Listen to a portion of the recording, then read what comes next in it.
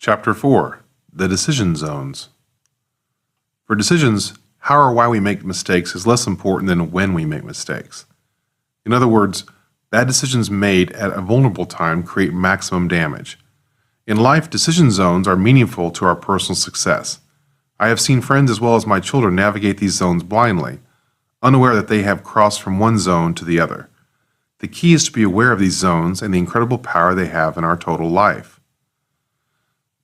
From prep zone to critical zone to consequences zone.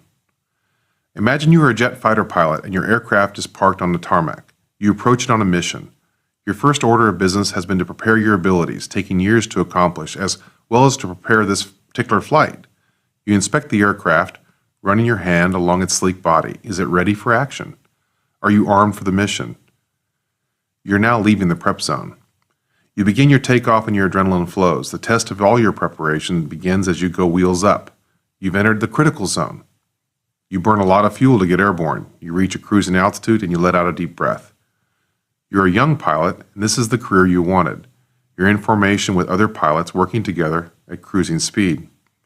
Suddenly your radar begins beeping, an unknown aircraft approach. You dive low to remain unseen, the trees coming so close you can count them. Other pilots are yelling on the intercom as you must maintain your cool and decide what to do. Which bogey to follow? Do you engage? Do you ignore? Are you under threat? Watch out for the ground below. So many decisions now. Sweat beads form on your face as you're suddenly overloaded with information and your body begs for extra time to process it all. Aircraft swirl and the airspace is suddenly crowded and deadly serious. You're missing the training days of preparation because it is all suddenly so real. What you do now is critical. One wrong move can lead to a demotion and loss of your wings, or even death for you and your peers. Finally, based upon your training, judgment, and instinct, you act. The act cannot be undone. You've entered the consequences zone.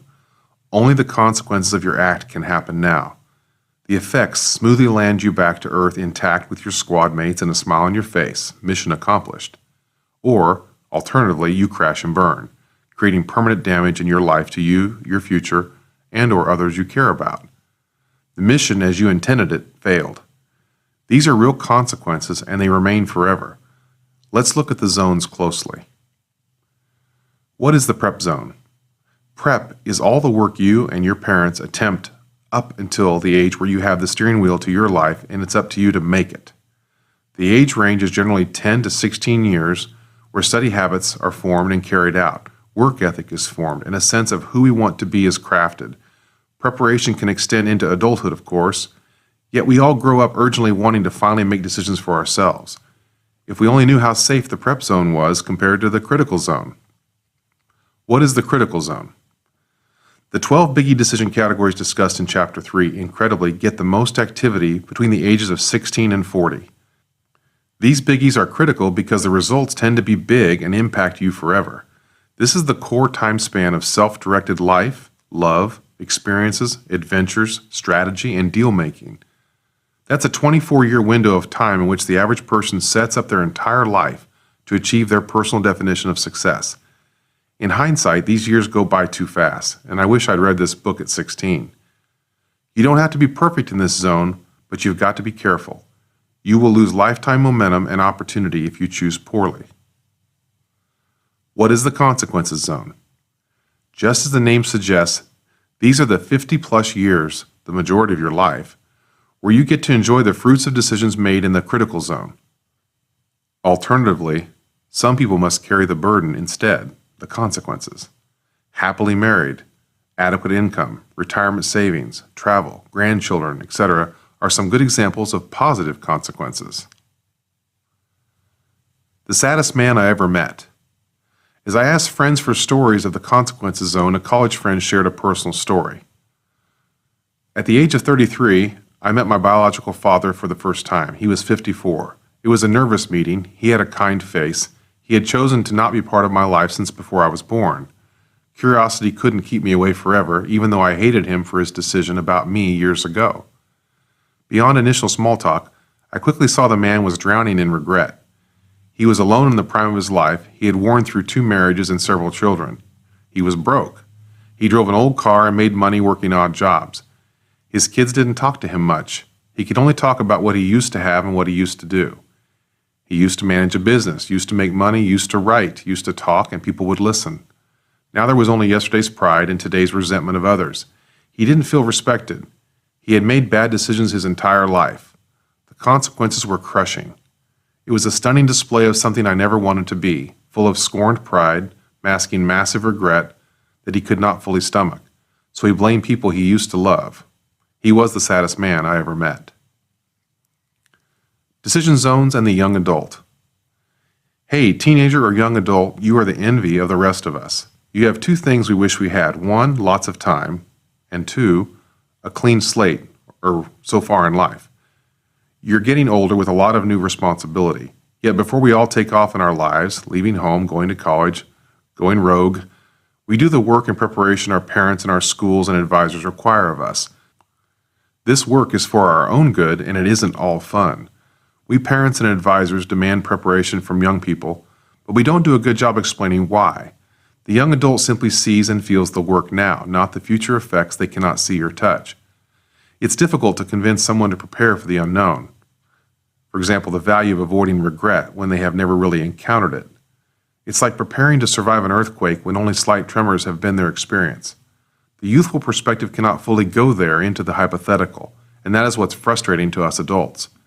We just want you to believe us because we have your best interests at heart. Yes, serious consequences are possible due to bad decisions, and we wish we could help you avoid finding out how bad they can be.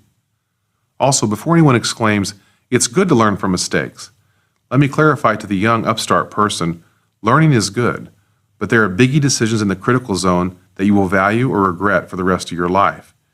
If you want your freedom in your future years and you want to do a lot of things and travel to a lot of places and accomplish big feats, you must set up the critical zone correctly. If you do it right, the consequences zone is a friend for the rest of your life. My brother, for example, made his critical zone decisions well. I am proud of him as he's enjoying his consequences zone. His secret in the preparation and critical zones was likely doing the opposite of his older brother, me. An ideal normal timeline. You learn, you make the big decisions, and then you enjoy the fruits of those early decisions the rest of your life. Testimonial 1. 19-year-old male, college sophomore. I had no idea there were so many decisions ahead of me. I worked hard in high school and tried to get into the best college that fit me. It is intimidating to think that my decisions over the next 10 years can make or break my future happiness. I know it's not that black and white, but the idea of the critical zone has been a wake-up call for me. My friends have no idea about these concepts, and I see them taking many risks. I am now looking at the sizes of decisions, and I am extra careful with the big decisions. I am most fearful of regretting my choices as I get older. I am undecided for my desired degree, so that decision will be one of the big decisions I will try to make in the next year. Testimonial 2. 52-year-old married female with 2 children, airline industry professional. As the middle daughter of 2 career professionals, I learned early to work hard. I went to college to be an aeronautical engineer. I sat in classes surrounded by males, thinking I could do anything they could, and I was going to pave my way up the corporate ladder. Then it happened. In my college senior year, pregnant. Life made a sharp turn. I had made a mistake, and now my next decision was critical. I decided my baby was priority number 1 and left school with only a few classes short of a college degree. It was a daunting turn down an unexpected path. It was very humbling, and my future was forever changed. Eventually, I joined a global airline, and after years of working hard, was nominated by my peers to be an inaugural member of the Chairman's Club, recognizing the top 100 employees out of 50,000. I may not have had the framed diploma on the wall or distinguished title on my business card, but I had found my own path to the top. I regret not finishing my college degree. The impact of not completing my degree was far greater than I ever would have imagined. My company eventually implemented a policy for promotion within the company. A degree was required, which I did not have. Upon leaving the company, the college degree was important in my new work search. I had my award recognition and work experience to help, but there were positions I wanted that I could not get without a degree. With the degree, I would have advanced my career faster, with higher compensation, and would be in the position to buy a home or more ably save for retirement. Having children in your early 20s is tough financially without savings to lean on. It's the most significant decision, and it changed the course of my life and expectations. The big win, alternatively, is being able to enjoy my kids and grandkids while still young and active. It only takes one little smile from my grandchildren, and I know the life degree was the perfect path for me. decision zones, and the midlife adult, the big reset. If you're like my brilliant brother and have only made great decisions so far in life, you can move beyond this section, but there is still a lot of time left and you never know what will happen tomorrow. As I look around at my peers, it is clear, frankly, that many of us screw up in the first half of our life. It's common. Perhaps you have one or more of the following situations: divorce and split family, failed business, too reliant upon someone else, held hostage, failure to meet the right person, not enough education or skills to qualify for better paying work, didn't take care of my health and now it's affecting everything I do, little or no savings, jail, bankruptcy, drug use, derailed by the action of someone else, not in control. So what do we do about it now? Regardless of what happened in the past, we still have dreams and goals we want to accomplish. But how do we recover? How do we make our prior year's hard lessons work constructively for us going forward? The answer is we must do the big reset. It may be scary to admit that the big reset is necessary in your life. This step can be taken at any time, and it requires honesty, clarity, and a belief that you can do better going forward. You simply decide to reset. It will sometimes feel unsteady, and it should feel challenging, because you want to make an important change in the middle of your life, transforming from victim of your past to director of your future. During this big reset, you must be brave and committed. Involve your closest friends in your efforts. Their support will be reassuring. The big reset is a fresh approach to the rest of your life, and the sooner we do it, the sooner we benefit. A reset midlife changes the decision zone picture. Experiences are shuffled, and time is compressed, starting now. In the big reset, all of our pre-reset years are thrown into the prep zone, and the next 10 years are the critical zone, regardless of our age. We have to stop kicking ourselves over anything concerning our new expanded prep zone and simply use those years as support for what's next and how we want to remake ourselves and our future. We use that wisdom as past prep, and we go forward with a revised definition of success for our lives. Do you see how important that conversation about success is becoming? Starting on the day of the reset, we use the next 10 years to make great decisions. This compresses the zones, but it is a positive way to deal with the past, finito, and start fresh. One huge point to understand is that our starting point is where we are today, with all assets and blemishes, and progress will begin here, not from somewhere in our past. A big reset timeline. You learn, you make the big decisions, you relearn, repair, and restart, and then you enjoy the fruits of the reset decisions the rest of your life. Testimonial 1. 48-year-old married male with 3 children, entrepreneur, writer. Your humble author did the big reset in 2012 after a dismal 2009 to 2011 period of time for my business, also my largest investment. A bad partner choice combined with the Great Recession and a struggling bank led to a business failure. 15 years of hard work as an entrepreneur and millions of dollars went up in smoke.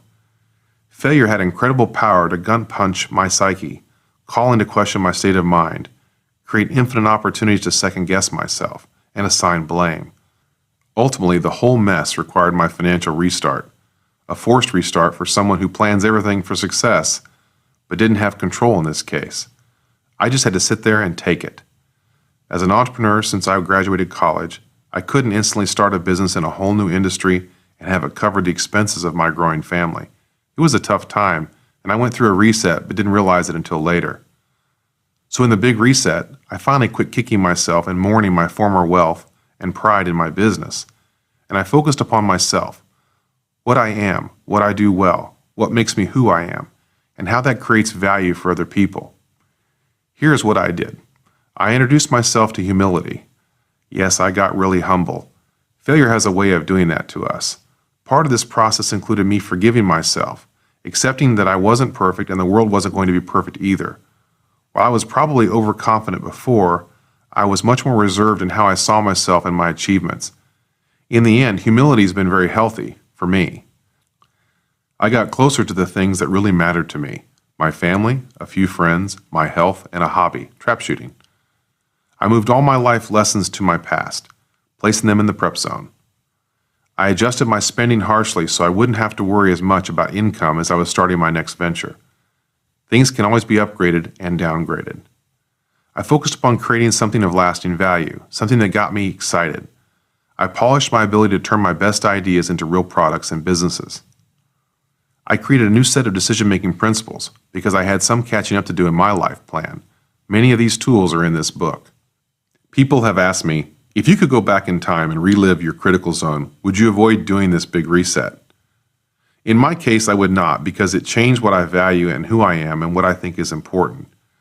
We cannot go backwards, so we go forward and turn this into an opportunity. I am convinced that the big reset can be a wonderful transition in our life's journey. Testimonial 2. 50-year-old divorced female, no children, entrepreneur. When my business closed, I felt my boat of security had been tipped over and I was caught in the rapids. There was chaos, confusion, and a loss of direction.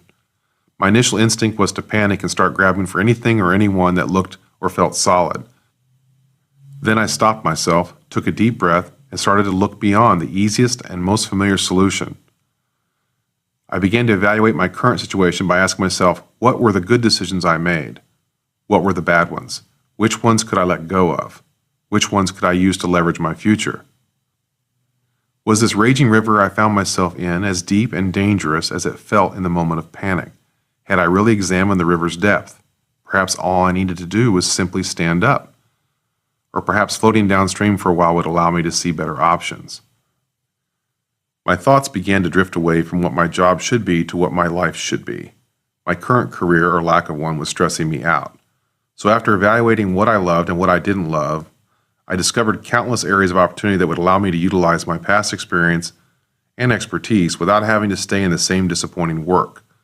I saw my future as much more than just a job or a title. I wanted a better life. Once I focused on dividing my past choices in life as good decisions or bad decisions, it was much easier to focus on my current situation in the same way.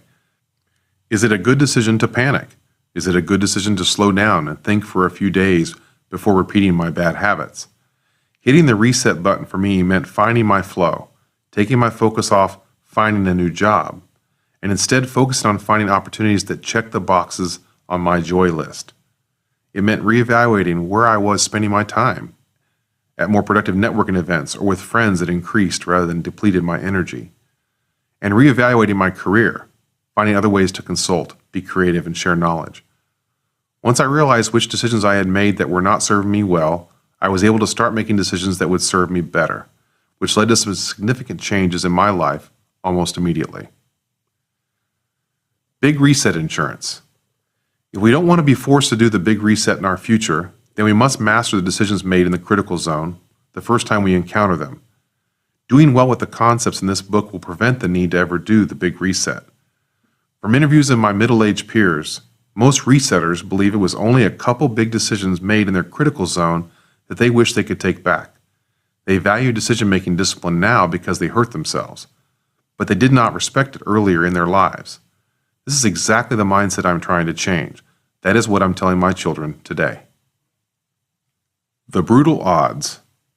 Quote, somebody's got to win and somebody's got to lose, and I believe in letting the other guy lose. Pete Rose. As in every contest, a winner emerges from the rest of the pack. Thus, if every competitor of yours today is good at decision-making, your path in life will be a lot harder. Not everyone can optimize their life's decisions to achieve goals they want. Most people tend to settle for where they end up.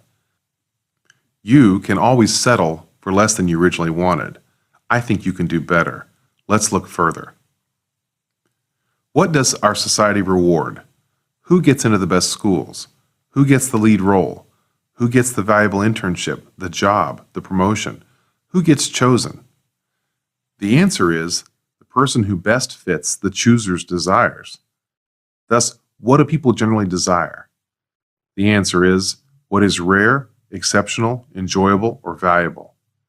So what can we conclude about the general nature of decision-making when we are trying to beat the odds in competition with other people for what we want? The answer is decisions about ourselves should help us be more rare, exceptional, enjoyable, or valuable. We are exploring beating the competition in pursuit of what we want. Everyone is doing the same for themselves. Winning is reaching your definition of success. Success for today, this month, next year, and a lifetime. You decide what a win looks like. In the past, I resented people who were given things as a head start. I felt like they were unfairly getting better odds of success. How can the guy at State College compete with the fellow? It became clear to me that their odds of getting a higher paying situation were better, but their odds of being successful were possibly the same as or less than mine. This is because I realized success is not my bank account or paying high property taxes on a large home or working 60+ hours per week. What makes people successful is happiness. Happiness is people feeling good about their dreams and the decisions they made achieving those dreams. When they have both, they tend to be successful. So regardless of where you and I started, our odds of success are even greater if we apply this language of decision-making to our lives. Personal exercise, Biggie Decision Inventory. Complete this quick exercise listing the most significant decision you can recall so far in your life in the Biggie categories. Remember, a big decision can be to choose to either do or not do something. I will list each category and briefly pause for you to think of an answer. My biggest decision so far has been for education,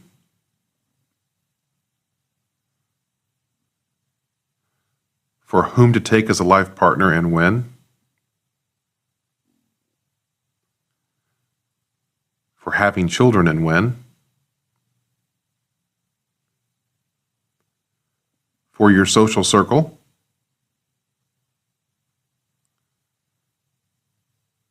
for where you live and travel,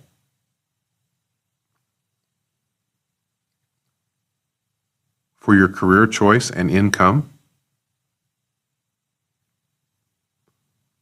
for any debt, for your health and lifestyle,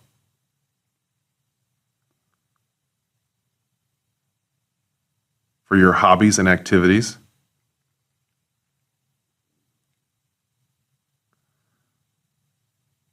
for the things you do to express your lifetime curiosity,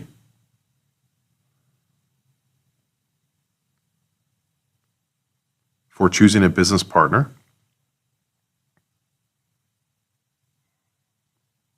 and for generally staying out of trouble.